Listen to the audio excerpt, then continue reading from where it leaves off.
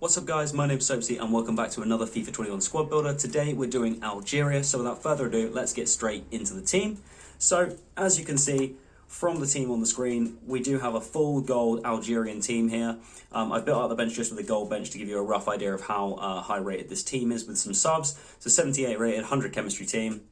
Let's go straight through it. So Ukija in goal, obviously 76 rated from, I believe, FC Metz. And then moving across to right back, we've got Atal.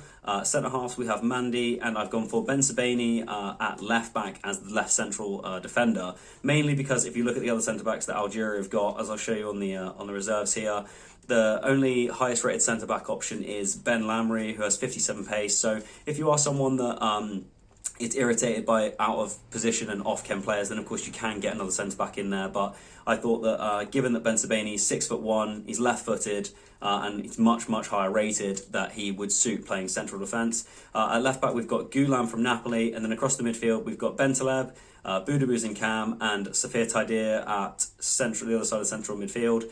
On the wing, Mahrez, and up front Delors, and on the left hand side Benrahma, who you can obviously get a West Ham version of now as well. On the bench, we did have Ismail Benacer and Feghouli. So most of the time in the game, I would bring Feghouli on in cam for Boudebouz, obviously, as Boudebouz has low pace, and that wasn't as effective as I would hope for in this game at cam. So bringing Feghouli off the bench in cam worked fantastically, and I would recommend doing that if you're playing with this team. Obviously, of course, if you wanted to play a flat 4-3-3, you could play Feghouli in there off chem as well. And obviously there's no manager for Algeria, which means that you have to be a little bit more careful with putting players out of position for chemistry reasons to still get that 100 chemistry. But if you've got loyalty on all of them, then that will help. And I opted for a Ligue 1 manager, I think, just to help Atal, the goalkeeper, and obviously Delors with chemistry. So going straight into the goals with this one, we played 3 games. I played all of these in the managerial masterpiece section of the game, as you can get this team down to the 77 rating for that area to play in. But just to give you an idea, that's where I was playing. And in those games, we lost the first one, I believe, 4-3 in extra time. The second game was absolutely insane, one of the weirdest games I've ever played in my life. I believe I ended up winning it 10-6 after a 6-all game, going into extra time and winning 10-6. And then the final game, we forced a rage quit quite quickly of a 2-0 win.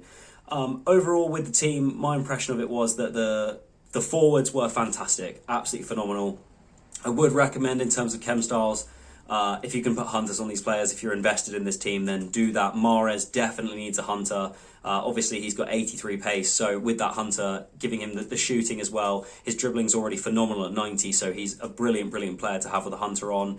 Delors, very quick as well with a hunter, would seriously benefit. And then Benrahma, surprisingly, was not slow, even though he has 79 pace. But the front three, fantastic, couldn't complain. Feghouli in that central attacking midfield role was unbelievable and unplayable when he would come off the bench. Very effective, and I would recommend swapping him for Boudebouz off the get-go or just partway through the game. Bentaleb was solid, Taidir was solid. The midfield overall was quite impressive, and the front three, very good. As for the defence, left back Gulam is a little bit slow. That's the only thing I would say that is left to be desired on that side. Atal, phenomenal at right back. The centre-backs I didn't really have a problem with. They're both quite big. They've both got in-game large character sizes. Mandi was good. Benrahma, I didn't see any problems with him at central centre-back. And then the goalkeeper was really the only letdown.